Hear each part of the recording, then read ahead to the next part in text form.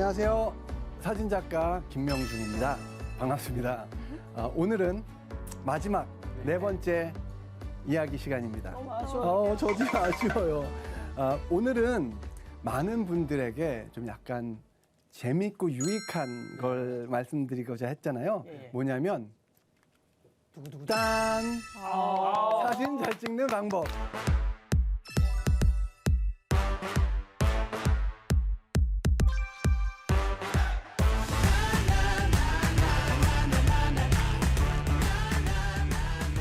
정말 배우고 싶다 이거. 우리끼리 막 얘기했었잖아요. 신뢰될까봐. 근데 그 사진 잘 찍는 방법에 대해서 사실 많은 분들이 이제 물어보기도 하고 질문을 던지는데, 그걸 구체적으로 사실 설명을 한 적이 한 번도 없어요. 그냥 두리뭉실하게, 이렇게 저렇게 하면은 괜찮을 거예요 라고 이야기를 했는데, 그래도 오늘은 좀 약간 파보자. 그래서 여러분, 펜하고 종이하고 다 준비하시고, 네. 큰일 났다. 카메라 준비하면 되나? 카메라 준비하시고. 자, 사진을 만드는 기본 요소가 있습니다, 여러분. 우리가 사진이 그냥 찍히는 게 아니랍니다. 셔터 스피드에 대해서 이야기를 들어보신 분. 셔터 스피드 또는 조리개 조리개. 또는 필름 감도 ISO.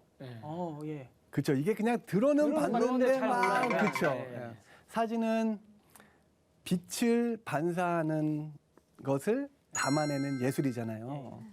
예전에는 그것이 필름에 담겼고 필름이 깜깜한 데 있다가 빛이 잠깐 착각 들어왔을 때 그게 필름이 감감이 돼서 이제 사진이 나오는 거였는데, 지금은 이제 이 디지털 시대이기 때문에 필름은 잘 안 쓰고 저같이 좀 그거에 대해서 어떤 향수가 있는 사람은 좀 가끔 쓰긴 하는데 요즘 분들은 다 디지털로 쓰잖아요. 그래서 근데 원리는 똑같아요.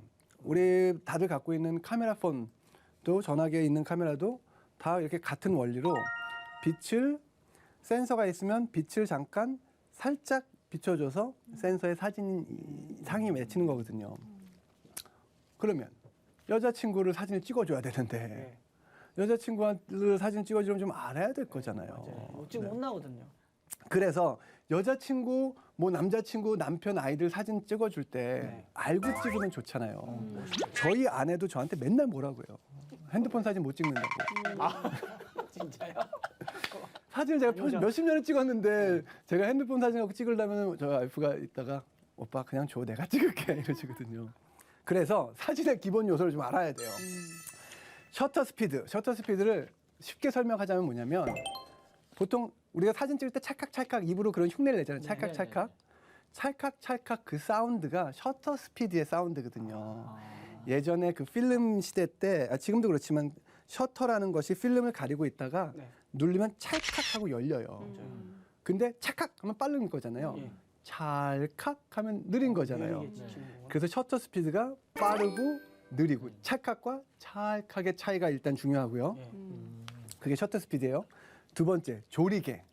조리개 뭐냐면 그 렌즈가 이렇게 유리잖아요. 그 유리로 빛이 들어오는데 그거를 일부러 막아주기도 하고 열어주기도 해요. 그래서 f2.8, f4 이런 거가 그 조리개 크기 이야기예요. 나중에 나옵니다. 중요해요. 그래서 f2.8 이렇게 숫자가 적으면 조리개가 많이 열렸다는 얘기예요. 어떤 사진들 보면 딱 인물에는 초점이 맞았는데 뒤가 뿌옇게 날아간 멋진 사진들 있죠. 그런 거가 이렇게 큰 f2.8처럼 넓은 조리개 갖고 찍은 거예요. 그리고 마지막으로 필름 감도. 옛날 분들은 아세요. 옛날에는 사진 찍을 때 날씨가 쨍하니까 오늘은 필름 100짜리 사와 200짜리 사와 그런 거 들어보셨어요? 못 들어봤겠죠, 우리 임결님. 그게 필름의 이제 그 센시티비티, 필름이 얼마나 빛에 잘 민감하게 반응하냐는 건데, 그게 디지털에도 똑같이 적용이 돼요. 근데 그거를 그림으로 좀 설명을 하자면, 아까 얘기한 셔터 스피드, 작은 숫자 막 1초, 2초 그러면 사진은 밝아져요. 그런데 사진이 어떤 사진 보면 막 흔들려 있잖아요. 막 어두울 때 찍으면 그게 셔터 스피드가 느려지면 막 사진이 흔들려 보여. 셔터 스피드가 빨라져. 4,000분의 1 막 이렇게. 그러면 사진이 어두워져요. 그 대신 흔들림이 없어요. 사진을 착 찍으니까 운동선수를 착 할 때 그때 이런 셔터 스피드를 찍는 거거든. 지금 올림픽 하는 것들 다 이 빠른 스피드로 찍는 거예요. 착착착착착착 찰나의 순간. 그걸 막 4,000분의 1초, 막 200분의 1초 그렇게 찍는 거예요. 그리고 아까 얘기한 조리개. 작은 숫자 아까 뒷 배경 아들 찍을 때 배경 확 날아가게 찍으면 애들 이쁘게. 그러면 작은 숫자 f2.8 그러면 사진이 밝아진다. 그리고 아웃 포커스 그렇게 막 확 날아가는 것이 강해진다. 숫자가 f 숫자가 막 11 막 이렇게 돼. 그럼 사진이 어두워져. 그 대신 초점이 쫙 다 맞아. 풍경 찍을 때는 풍경. 이런 게 좋겠죠. 왠지 풍경은 여기도 맞고 저기 산도 맞고 하면 좋잖아요. 그리고 인물 찍을 때 2.8 이렇게 뒤가 확 날아가게.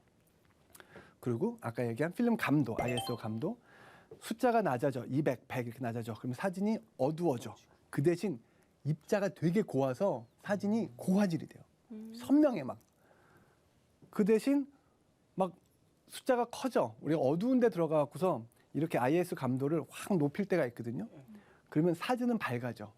그 대신 화질이 저하되는 거야. 막 입자들이 굵어져. 그래서 이것들의 상관관계를 잘 이해해야지 사진의 기본이 시작이 되거든요. 근데 살짝 헷갈리죠? 네. 네. 그렇게 이 간단한 거지만 이것을 알고 사진을 찍냐 모르고 사진을 찍냐에 대해서 굉장히 많은 차이가 있거든요. 여기 혹시 핸드폰 카메라는 다 있으실 거고 핸드폰이 있으시니까 그냥 조그만 뭐 DSLR 카메라 있으신 분 계세요? 없으세요? 네. 아 제가 강의를 잘못 찾아왔군요. 사진학 강의가 아니었군요 여기가. 그러면 오케이.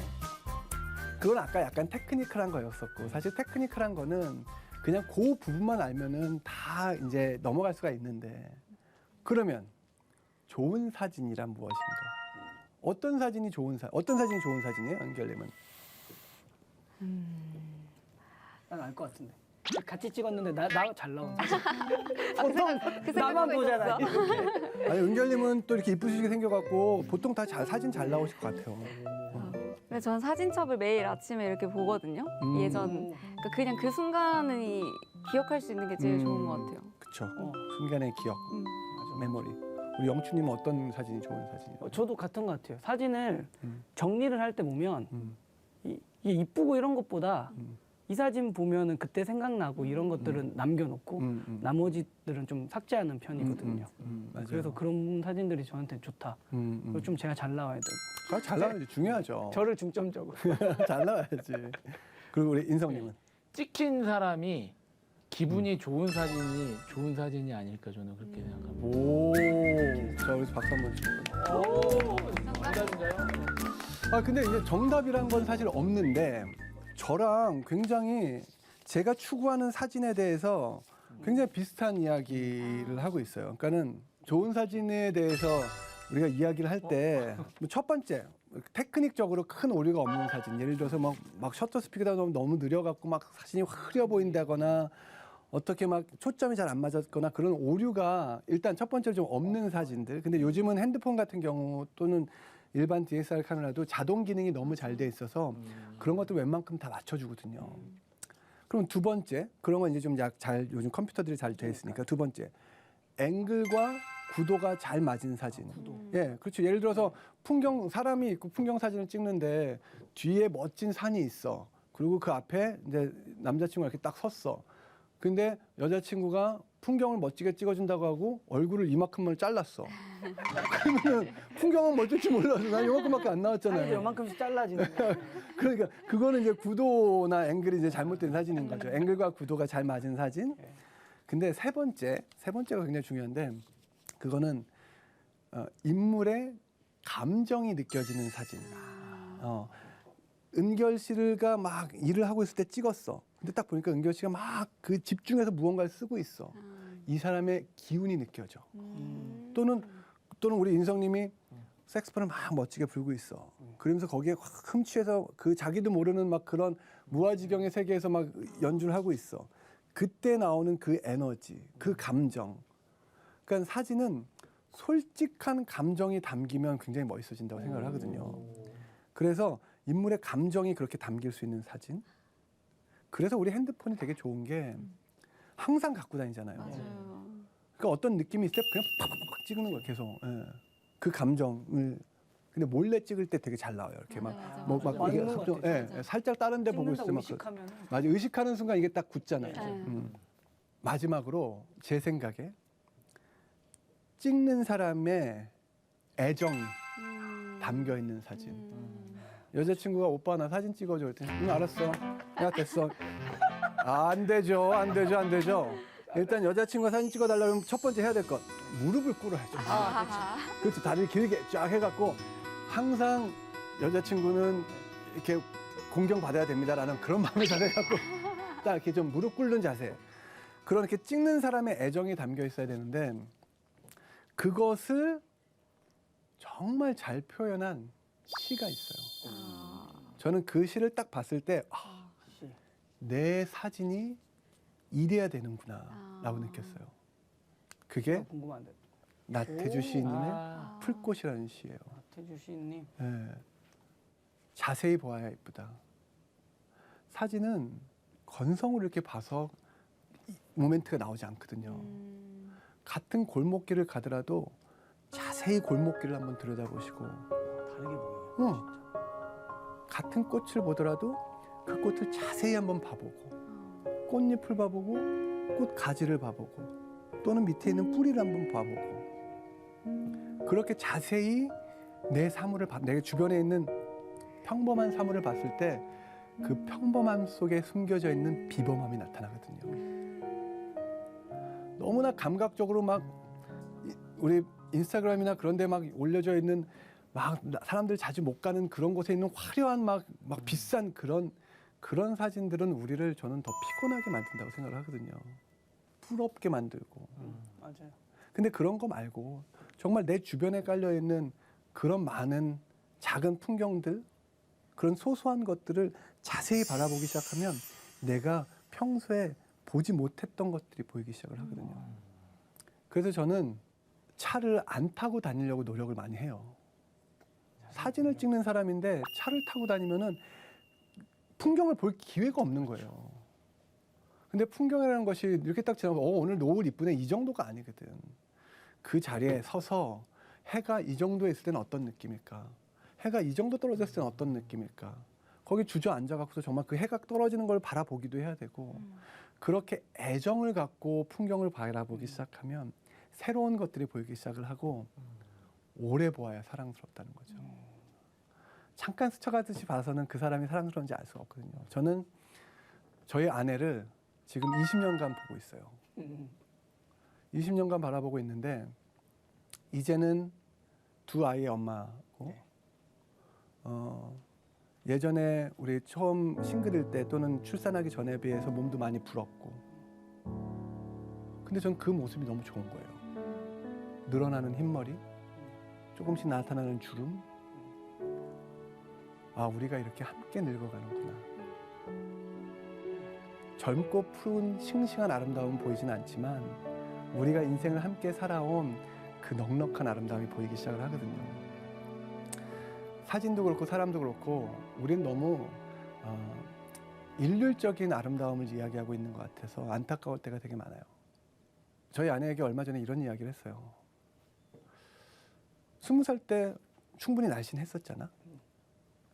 충분히 아름다웠었잖아. 난 지금 당신이 너무 좋아. 그러니까 굳이 20대의 자기 자신과 지금을 자꾸 그렇게 비교하지 마. 우리는 그런 때, 화려한 때 다 있어 봤잖아. 지금 자신에게 잘해주고 지금 자신에게 충실했으면 좋겠어. 나는 20년을 함께 살아서 늙어가고 있는 우리가 좋아. 라고 이야기를 했거든요. 그렇게 우리가 사진을 테크니컬하게 찍는 것이 중요한 것이 아니고 우리가 내가 너를 꽃이라 불러줬을 때 너는 비로소 꽃이 됐다는 그런 또 다른 시처럼 우리가 그 사람에게 어떠한 의미를 주냐는 또 나에게 달려있는 거잖아요. 이 사람의 이름과 이 사람의 그것을 내가 불러주지 스스로 부르지 않잖아요. 내가 사랑스럽고 이쁜 은결님이라고 불렀을 때 은결님은 갑자기 사랑스럽고 이쁜 사람이 돼버리는 것처럼 그 사람을 자세히 보고 길게 보고 따뜻하게 보는 순간 또 새로운 사진들이 나온다고 생각을 해요.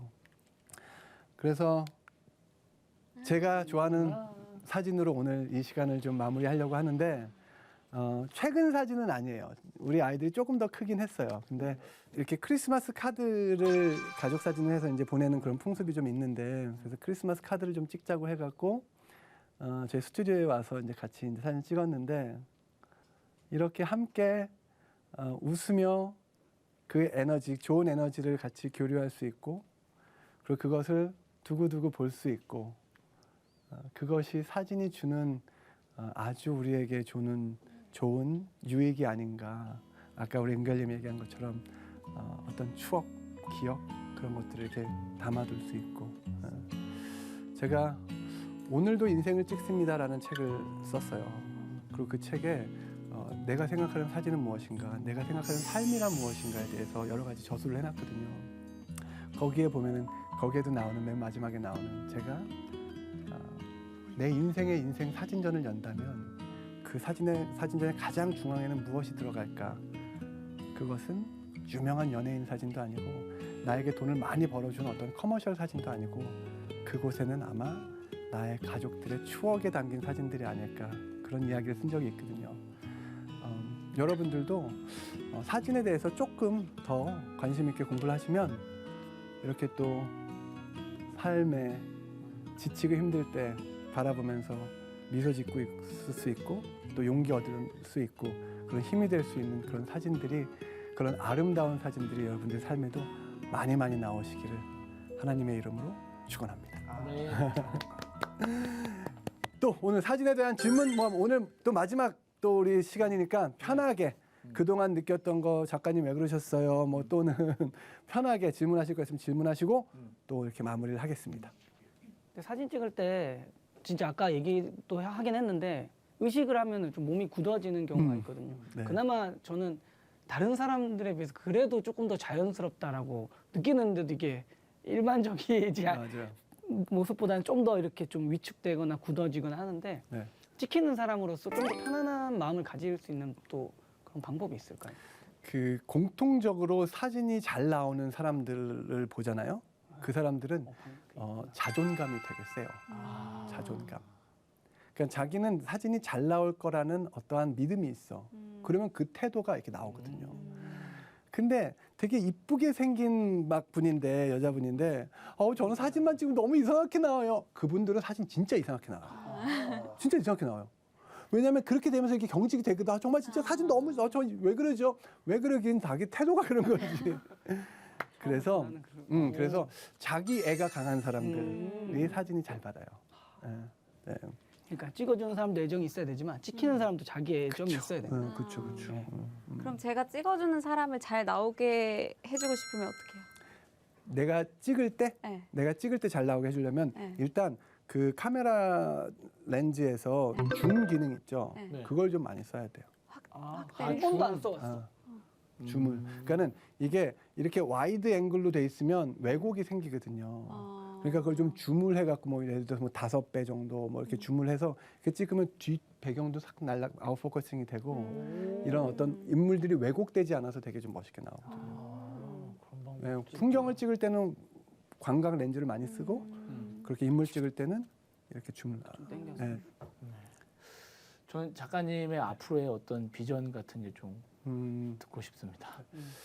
일단 계획은 사람이 세우지만 이끄시는 분은 하나님이라는 말씀처럼 우리가 사과나무 밑에서 입만 벌리고 앉아 있을 수는 없잖아요. 그래서 계획을 여러 가지 세우긴 하는데 지금 가장 큰 계획은 일단 제가 단편 영화가 잘 돼서 지금 장편 시나리오 쓰고 있어요. 그래서 내년쯤에는 이제 이렇게 프리 프로덕션을 들어가지 않을까 싶어서 올해 안에는 시나리오를 마무리하는 거가 이제 첫 번째 목표이고 그리고 내년에는 이제 촬영하는 게 목표인데 하지만 제가 기도하는 건 하나님 이것이 안 된다고 해서 저는 절대 실망하지 않습니다.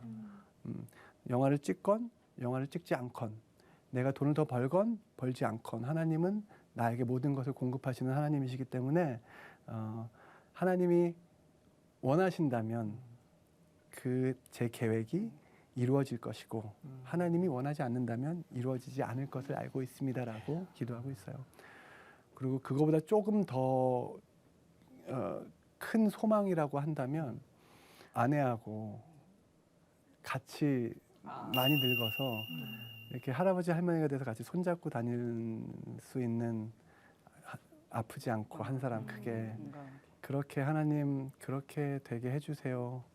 그렇게 되겠으면 참 좋겠습니다라고 기도하고 그렇습니다. 지난 그 4강 또 4번의 시간 동안 이렇게 우리 은결님, 영춘님, 인성님 함께 하나님 말씀 나눌 수 있어서 너무 좋았고 부족하지만 여기까지인데 혹시 어떤 좀 느낌이셨는지 솔직한 소감 한마디씩 제가 여쭤봐도 될까요?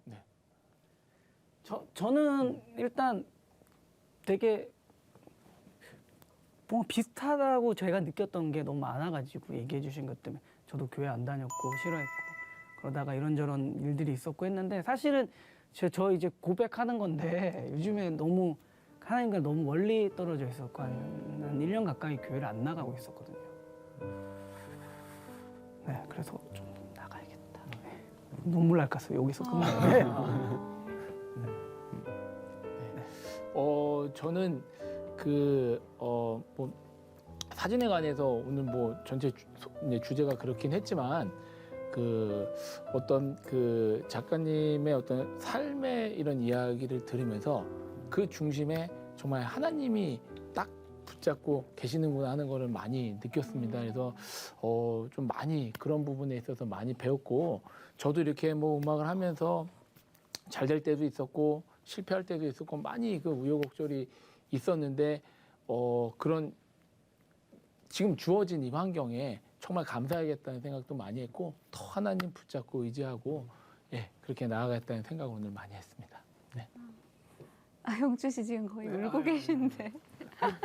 교회 가자. 나를 울렸다고. 교회 가자. 열심히. 감사합니다. 마치 나 무슨 여기 떠나는 그런 자리 같이. 저 다음 주부터 나와요, 여러분들. 계속 나와요. 예.